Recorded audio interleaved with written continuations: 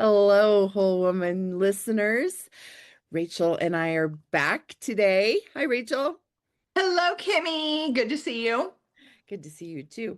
And we are going to talk about one of my favorite subjects. And we've talked about it a little bit in the past, but we're going to talk about having and building and creating an owner's manual and how important it is in the overall health and well-being and future of your life. So, Rachel, do you have an owner's manual?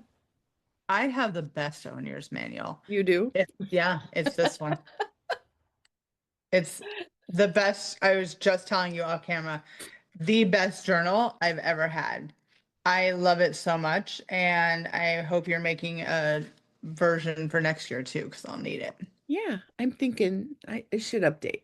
I don't know. It's perpetual. I started mine on my birthday, so it carries over from, you Oh know, yeah. I crossed the year boundary. But yeah, so when did you start? I mean, like I know you're working through the owner's manual, which is just a journal, right? But when did you start paying attention and keeping track of how to offer good care and maintenance of the body you've been given? I think journaling was something that I did when I was about 16, and I was very religious about it. And then that kind of tapered off, and then I started again. And I just realized, this is something that I have in my arsenal of self-care that I go back to when I need it. Do I still do it every single day? I don't, but I do appreciate that I always have one on hand. And when you sent me this one, it just made it so much easier because it is big. And for me, I like that because I can see it. I always complain because I'm a lefty and I need like that big page to write in, and it just makes me comfortable. But I just feel like journaling, it clarifies like maybe all the stuff that's going on in your mind, right? If you're feeling overwhelmed and you're just having all these thoughts, if you can get it down on paper and read it to yourself and read it out loud. I'm a big proponent of reading it out loud because then it matches up with your brain, Yep. and you can kind of start to think about, okay, I'm really overwhelmed about this particular topic. I need to focus more on how do I get through it instead of, so it's just like you said, it is all the areas that we talk about all the time. I just think it's this beautiful place to collect your thoughts Mhm. and maybe help you get some clarity on that. Yeah. Yeah. I didn't start keeping track of anything until I was um, mid 30s, and I reached a point where I was just overwhelmed with my inability to quit smoking, to lose weight, to be the healthy person I wanted to be. And so I joined a fitness, like a 9 week boot camp sort of thing, Mhm. Mhm. there was a competition and everything clicked for me.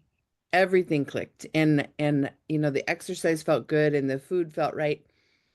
And my body started to respond just because I had neglected it and put, I mean, alcohol, cigarettes, soda, all the things. Um, and I really wanted to win. Like that was it sat out there, and I mean, sometimes I go back and forth with whether things should be a competition or whether you should dangle carrots, but it worked for me at the time. Yeah. And you couldn't win if you didn't fill out the journal.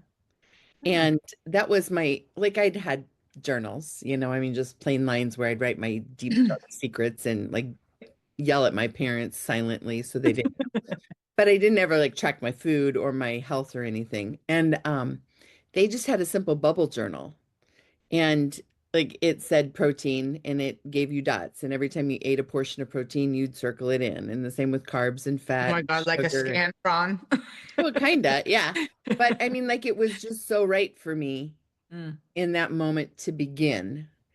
And really, that's where I learned how my body performs well. And it's where I think I developed my aversion to like all things difficult. So in the fitness world or in the nutrition world, some people want you to track your macros and want you to track, like cups of this and portions of that and tablespoons and grams. And I learned it so simply that I know that if I just eat a protein, a fat, and a carb, And I know that if I eat it 4 to 5 times a day, my body's going to respond and I'm going to feel good. I'm going to perform well and I'm going to look the way I want to. I can shed some things that I don't like.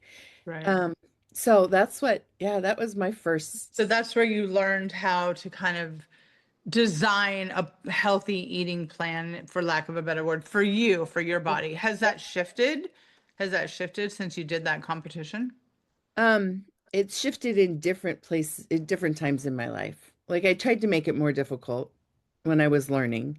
I tried Hmm. to follow other people's ways because I wanted, I thought to be a good coach and a good nutritionist and a good personal trainer that I should have experienced more than just my way. Right. That's And so I tried the weighing things and, the writing all the recipes and the ones that come on your phone, where you can actually enter in a recipe and it gives you total calories. Um, I always come back to this. I always come back to the simple dot journal where I'm just keeping track because there are days where I forget to eat. mm, And I still. random days, like if I'm really busy working on things or like if I have a writing deadline or if Jeff and I are working hard in the yard, do I still get hungry? Yeah. But I blow it off a little bit. And then I pay for it and I just feel sluggy and whatever. Yeah. Anyway, I just know that I can come back to it. And if I track things and if I'm unhappy with my body or my performance or my weight or anything, um, I can always find why in my journal. Okay. So do you use it for more of an emotional thing like I do, or this is just like, this is what works for Kim. This is data that I can reference. Is it more that for you, or do you use it for like to get your emotions out? I write my emotions out. I track my food. Um I pray in my journal.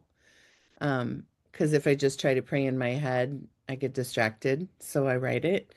Um Or- I track medical conditions. That's where I use it most often. And now that I'm through menopause, and all of the Remember bad, the middle finger is off camera to you, but go ahead. now that like now that I don't have a period that's lasting for a lifetime or issues, I don't have to use it so much. I note things like my shoulder's giving me trouble or my skin is gross or talk to dermatologist about new cleanser or things like that. I mean, like, so yeah, I still use it as a health thing. Okay. So yeah, it's with me all the time. I write in it every day, but for all the reasons. I Yeah. think that's so fascinating because I don't think I ever really thought of getting a journal and using it to kind of track everything for the year or however long. I mean, for me, it was always an emotional tool. Hmm.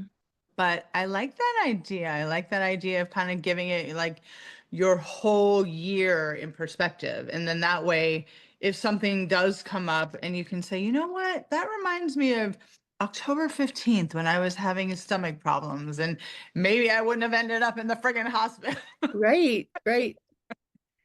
Well, I mean, like the perfect example is like all right, my guilty pleasure, right? I'm gonna share it with the world. Please do. Once a year, I want a big, hearty handful of salted peanuts and candy corn. Okay. I love that. I love that it tastes like a salted nut roll. I love it.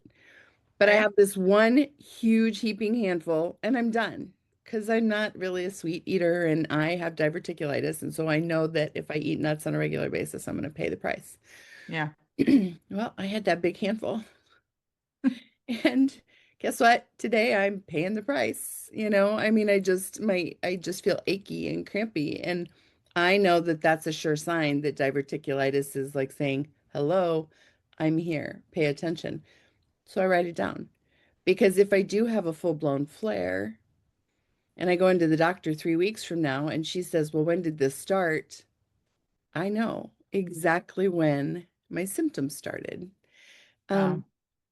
And think about all the people that we know who are in their 40s, 50s, and 60s that are on a laundry list of medications. Hmm. And like with my parents, trying to decipher which new medicine they started taking that all of a sudden now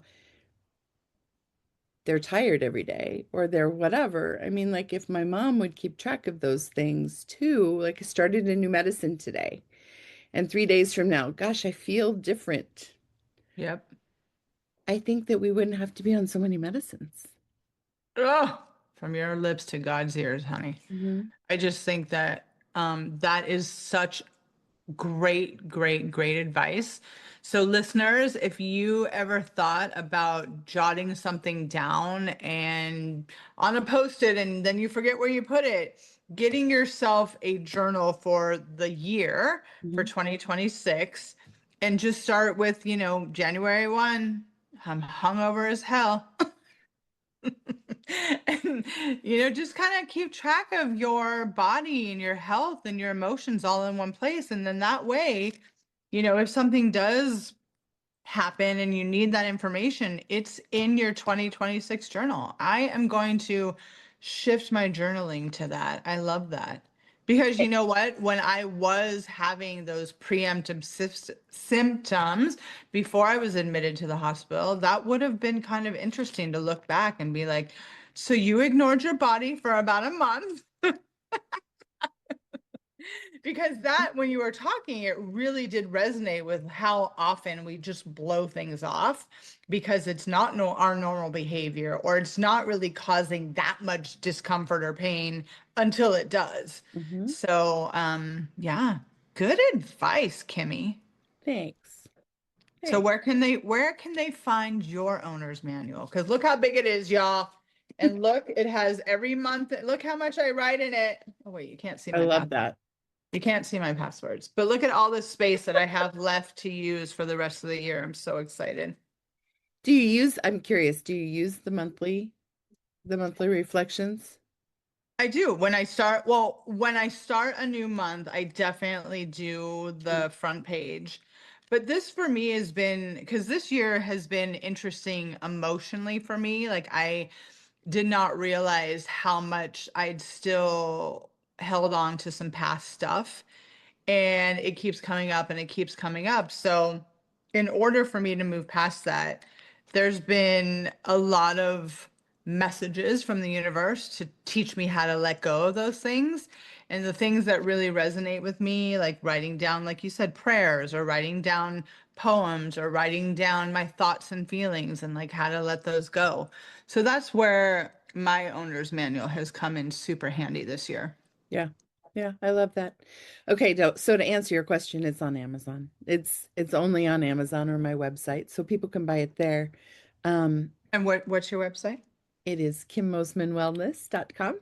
Plug, plug, plug. Thank you Yes, so yes, and it is not dated. So, I mean, you can start any day, anytime. I like to start on my birth year because I think of it like a car's owner's manual. There's one for the 2025 version. There'll be one for the 2026 version when it comes. And so, yeah. Anyway, Yeah, so what she's talking about, like and you said each month has 30 pages, right? yep. Yeah. Mhm. So if you open it to a month, it's nice and clear. You can write whatever month you want on there. And so that'll be 30 or 30. Do you do that on purpose? Like 30, 31 pages? Yeah, I think there's 31 on every one of them Oh, on because, everyone. yeah. Okay, cool. Because And then, nothing makes me crazier than being in a groove and like not having what I need. yeah, Yeah. but I love this thing. I Mm. really do. Thank you. Thank You're you. welcome. You're so welcome. So, I feel like this leads so many of our listeners haven't experienced, well, I should back up. Our listeners are in all kinds of places, right? Mhm. And until I landed in the middle of the sandwich, right? Everybody always talks about being the sandwich generation, right? And there is no generation. It's just a time in your life when maybe you have people you're caring for and people are caring for you and you're caring for people on the other side, and what I've discovered is my owner's manual has a new purpose for me now. Um, and it's made me really intentional about medical things and supplements and prescriptions because, I'm going through a period of time right now with my parents, and they're both fully capable people, but there's so much coming at them and all the prescriptions and all the doctor's appointments that they just don't keep track of things. They can't. It's too much. Right. It's And too so much. I go to the appointments to be the key listener and the note taker. And and if I take notes for them, then who knows what's going to happen to them. So I've started taking them in my own owner's manual because it's a piece of the pie in this universe, in this world that I feel responsible for. Absolutely. And it's just so nice to have everything Hmm. in one place. I don't have to wonder where did I put those notes about mom or where did I put those notes about me?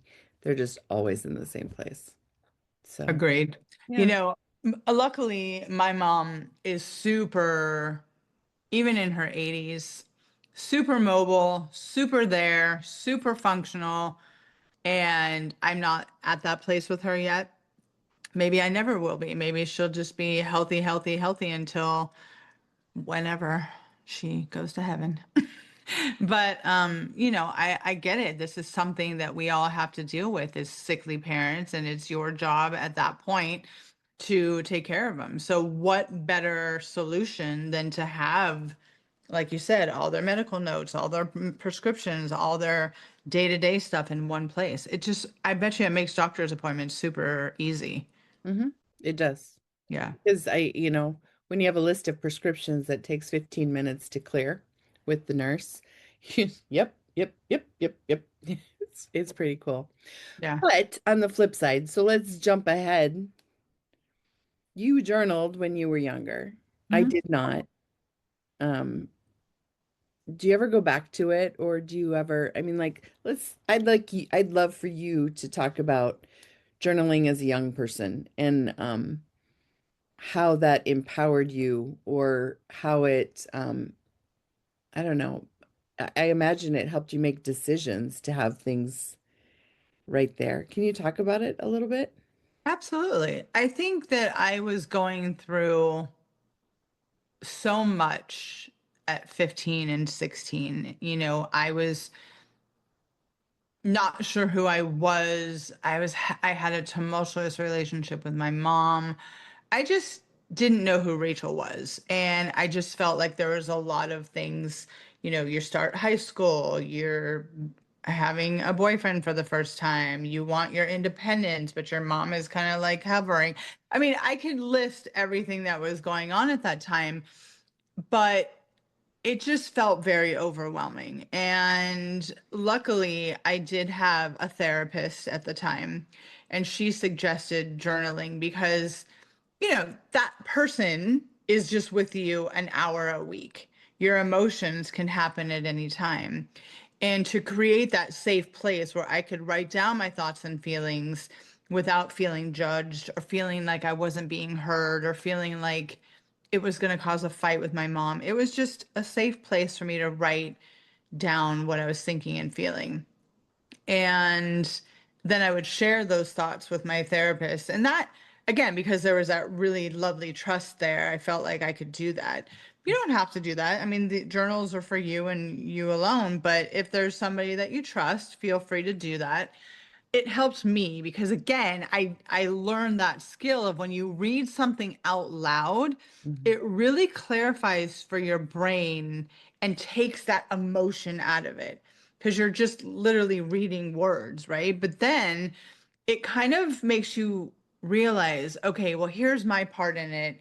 Here's what I could do differently. Here's what I'm feeling about this other person's behavior.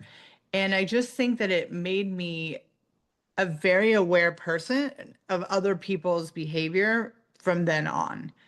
I really feel like as a human being, I'm pretty good at feeling your energy and feeling where you're at and feeling if you're an authentic person or not Mhm. because I journaled at such a young age. Yeah. Yeah, I can see that. And it's true. It's like my face pops up on the screen today and you were like, what's going on?